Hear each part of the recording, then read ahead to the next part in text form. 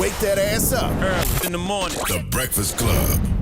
Morning, everybody. It's DJ Envy, Angela Yee, Charlamagne the Guy. We are The Breakfast Club. We got a special guest in the building. Yes, indeed. Mr. G. My guy, Mr. G, man. He's got a book out called My Journey with Dr. Sebi, a powerful look into the life of one of the most important healers of our generation. Yes, sir. How are you, Yes, sir. Mr. G? I'm good. Thank you for having me, guys. Thanks for having me. Happy to be here. How'd you connect with Dr. Sebi?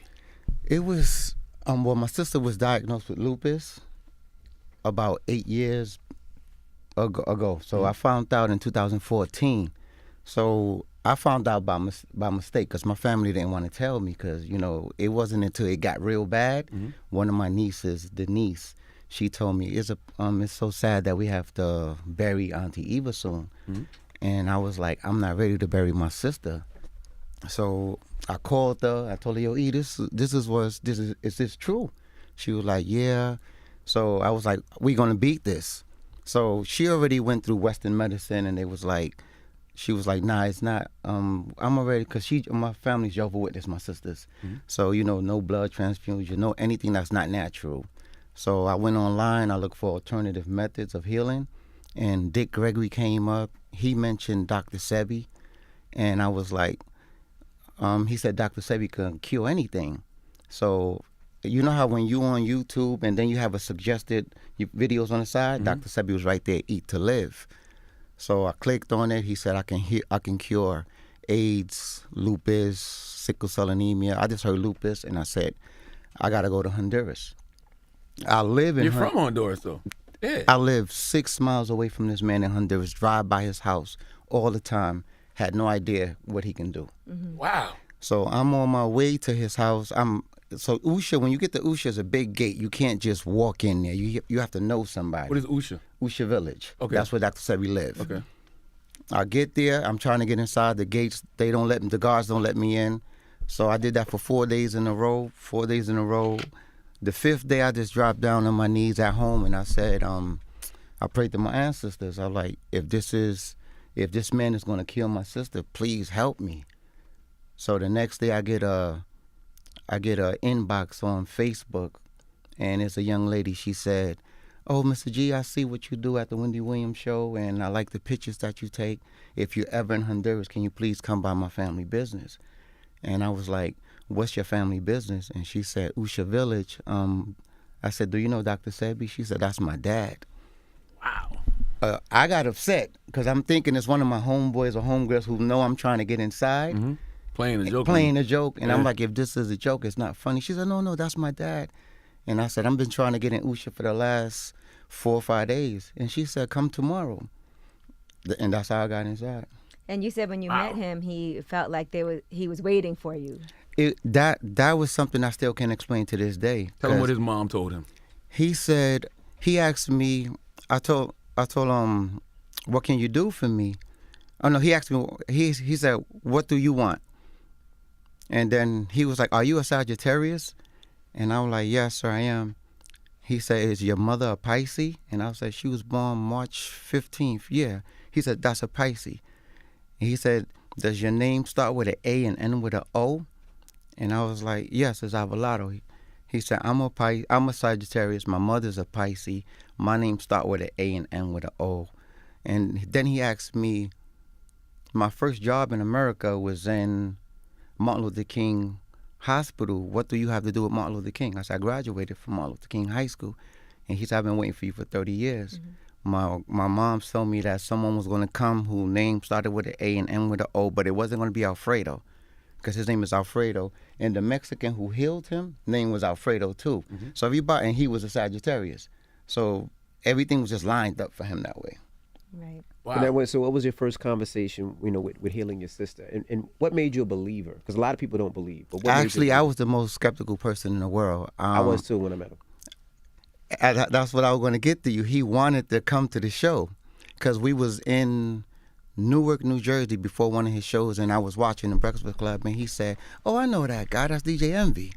And I was like, you know DJ Envy? I was shocked he knew you. He said, yeah, that's my friend. I know him. I interviewed with him. So I reached out to somebody, but you must have been in the mix because I wanted to see if he wanted to come here to the Breakfast Club. We'd have loved to have him. I think we interviewed him like 3-4 times. On Ms. Jones' show, right? On Ms. Jones' show.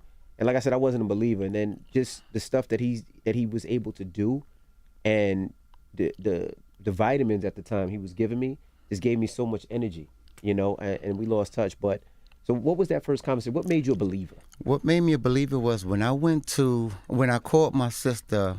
We was on the road, and I called her, and she had just got the package from Dr. Sebi. At first, he told me, bring her to Honduras. And I was like, she's in the bed. She can't travel. She's not strong enough.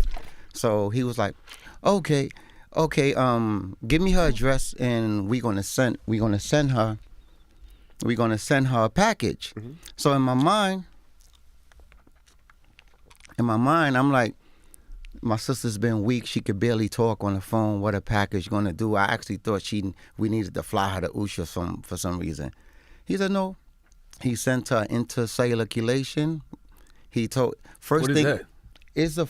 it's some herbs. Mm-hmm. And one thing I learned about Dr. Sebi, healing lupus, healing AIDS, healing sickle cell anemia. These are diseases that I've seen him heal. These are people that I know all my life that had it and don't have it. And one thing I like about Dr. Sebi, he never told nobody, you have AIDS or you have lupus, you don't have AIDS, you don't have lupus. These people come with their doctors' paperwork telling him that they have AIDS, they have lupus, and then they come back with the same doctor's paperwork saying that they don't have those diseases. So that's one thing I liked about him. He don't diagnose anybody. Mm-hmm. That's one of the main reasons he was able to beat that case in 1987, because he wasn't practicing medicine. It was like he was curing you, giving you an apple or broccoli or something like that. And you say he sent the package to your sister? Sent the package to my sister. She got it. When I called her, she was like, hello. I was like, E, you got the package? She's like, yeah, I got it. Like, sounding real weak. So then my niece, Shanice, her daughter, she's reading the package, figuring out how to give it to her. I called back later on that night about 7:30, 8 o'clock, and they answered the phone. And I thought it was my niece, Shanice. I was like, hey, put your mother on the phone. And she said, it's me, big head. What's in this stuff? So it was the guaco, I don't know exactly what's in the package, but it was a whole bunch of herbs that the liquid that he sent her, it resonated with her DNA immediately. She wasn't able to get out the bed yet, but from being in the bed for months, 2 to 3 weeks later, she was going up and downstairs. 2 months later, she was driving her kids to school. Wow. My sister's in Honduras right now. She's a 100% alkaline. She don't eat anything that nature didn't make. She moved after? Yeah, she moved. She's like, I need to be in Honduras. Yeah, That's what, wow. Because it's hard. It's hard to be alkaline in America when you like even the water that we drink. We got to drink it, but it's good water. But after a while, it being in plastic for a while, if it was in glass, it would last longer. But in Honduras, you're surrounded by natural fruits. So who is Dr. Sebi passed? Who is the new healer? Like, because everybody is, I learned from Dr. Sebi. I practiced under him. Mm-hmm. He told me. So who is the new person that people can go to? Because there's so many people. Actually, Dr. Sebi was a master teacher. Like in my book, you're going to see I listed his legacy. Like his wife, his daughters, his sons. Like I get my herbs from here in Brooklyn, right there by the Barclays Center. Ma'ah from the fig tree. That's like anything I need, I go over there. And his son in L.A., Abdul Bowman, KT, the arts degree, these are all people that came up under him. So among them, Isaiah, Yep. I was just with Isaiah in L.A. the day before yesterday. What's the sister name? I can't remember. Which one? With the low haircut? It's like the low, almost bald. Kelly. There you go. Okay, Yeah. Kelly's in Atlanta. Mm-hmm. So they in Atlanta, I just came back from LA with Isaiah. Mm-hmm. We went to Shack House, and just a beautiful experience. Now, Nick Cannon is doing a documentary that Nipsey wanted to do. Exactly. And Nick actually hired me. I'm one of the producers. That's and good. We went to Honduras. He was fronting on you when I first connected y'all. A little bit. Just a little bit. Oh, he was? Just a little. All right, I got his number now. Until so you saw until he saw the footage, and I'm sure that's what changed everything. Facts. So, and that's one of the things that I was blessed. Dr. Sebi would always call me and say, yo, Mr. G, what you doing? I'm like, nothing. He said, come over. I feel like talking. So I would just bring my camera, put it on a tripod, and just let him talk. And at the time, I wasn't even paying attention because, this man is alive. So I'm not thinking about everything he's saying. I'm like, it wasn't until he passed away, I have over 320 gigs just of Dr. Sebi talking. What is that? I mean, I know gigs are, but what is that? Just explain that to the average person. How many hours? How many is that? hours? Yeah. Damn. Well, I wouldn't know how many hours. Yeah, it's a lot though. There's a lot. Over It's a 100 lot. hours. I know it's been a month that I've been looking through them, and I still haven't seen everything. A lot of the clips you see online now Those are of just Dr. Sebi, they come from you. Yeah, those are Yeah. just snippets that I put up. And in your book, you tell the story about how he helped cure an athlete. Yes. Yes, of HIV. Yes. And Was it magic? That's a question I wish I could answer publicly, but that's a great guess. And We asked Magic about that when he was here. Mm-hmm. He didn't. I don't think he confirmed or denied. I think he actually said he never met Dr. Sebi, if I'm not mistaken. wow. I don't well, know. in the think he said book, that. it's a story about I a gotta go back person and watch who it. he did meet, and That was like I asked him about that athlete, and he was like, he got upset. I thought he got upset. He just stopped talking for a while. Then he started rolling the joint. I was about to leave, thinking that, damn, I just put my foot in my mouth. So he just went into how this athlete was like, he didn't want to go to the studio because he didn't want nobody to see him. He set up a hotel room, and he was upset that he was able to do what he had to do for him, and then he didn't do what he promised to do he for promised him. to give him some recognition. Yes. Though Lisa Left Eye was one of the ones who nobody was going to deter her from saying what she had to say About Dr. Sebi. about Dr. Sebi, because Which feeds into the conspiracy rumors that, anybody that does something on Dr. Sebi or speaks on Dr. Sebi meets an untimely demise. Lisa, a car accident. Nipsey wanted to do a doc. He got killed. People feel like Dr. Sebi got killed. What's true, what's not true, and all of that stuff? well, as far as I'm concerned, the government don't have anything to do with Dr. Sebi's death. Dr. Sebi,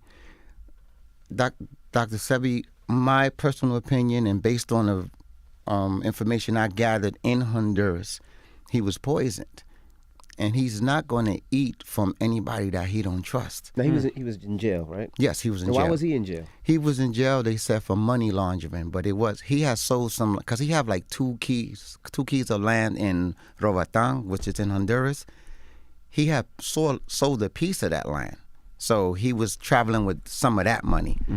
But it's not money laundering. He don't need to do that. Now you said he rolled a joint, so he smoked weed. Yes, I don't smoke weed, but Doc smoked. He would smoke weed in front of me like 4 or 5 times a day. That was his things. And you said you think they poisoned him in jail? He was in jail when When you mean poisoned him, like actually poisoned him, or gave him something to eat? Actually gave him something to eat. Dr. Sebi went to sleep that night, August 5th, and didn't wake up. And he didn't wake up on When he was in jail, did they give him like a special diet? And all right, this is the thing. In Honduras, if you're in jail and you don't have family outside of the jail, you're not going to eat. It's not like the United States where over here they give them 3 meals, cable, gym. In Honduras, you in a cell, and if your family don't come feed you, you're not eating. So why weren't they coming to feed? They were. that's what he's saying. Somebody they close were to him coming had to to have poisoned him because he wouldn't eat food from a stranger or someone he didn't trust. Oh. Why would somebody want to kill Dr. Sebi? Why would somebody, one of his own people, want to kill Dr. Sebi? Dr. Sebi was putting together this herb that he called T10. He actually gave me some of those herbs. He gave Brother Polite, he was on your show before. He was a good friend of Dr. Sebi's as well. And these herbs, because his intercellular chelation that he gave my sister, those packages cost $1,500. So he was under the impression that everybody can't pay $1,500. He was like, if you spoke to him before, he was for anything he could do to help the people. Right. So this T10 costs $50. It can cure sickle cell anemia, lupus. These are the 2 that I know it cured already. I don't know about AIDS because I don't know anyone who had it. So to the people that's around him, even the people that's in his office now, for him to talk to anybody, they's losing money because why buy the milk if you get the cow for free? You get it? So Dr. Sebi was a teacher. Anywhere he go, he's not thinking about if something is wrong with you, I'm going to charge you an hour to talk to you. He would just talk to you. So to the people that's working with him, that's money you giving away. Right. How old was he when he passed away? 83. 3. You think, And he had a son, David, that was 1. Tyra was 3, and he had a son that was born 3 months after he I passed remember when he away. did the Breakfast Club, he just had a child, and I'm He never like, He did never Breakfast did the Club. breakfast. I mean, I'm Club. sorry, when he did the other morning show with Miss Jones. What he year just had was a that? child. I can't remember. That was the year I always tell everybody I seen him jump off this table and land on his knees. And I was like, there's And you no tried to do possible way. it too. No, I could never do it. I was like, there's no possible way anybody could jump off this and land on his knees and hop up like it was okay. If you ever go to Honduras and see that man climb the mountains in the back of his house, I'm 50 now. I met Dr. Sebi when I was 44, and I couldn't keep up with him in those mountains. He was like a freak of nature. You said even when you walked out and the first time you went there, you saw young kids running around and they were like, those are Dr. Sebi's kids. His daughter, I said, that's Dr. Sebi's daughter? And I just 3 started years laughing. old. Yeah, 3 years old, Tywa. do you think that the government might have gotten to somebody close to him to poison him? No. Not at all. No, it was a situation. Well, in the book, you'll see that it was somebody. They wanted to give him his own TV show at one point, and the people who he was working with, they said, "No, we're not ready for that kind of exposure." So I don't know what's going on in his office. That why wouldn't you want this man to help the world? Right. So that They wanted to profit off of that because they were his students and they felt like everyone's going to go to him and get things for free because he wasn't concerned about people paying when I could be making all this money from being the person that's providing these cures for people. yes.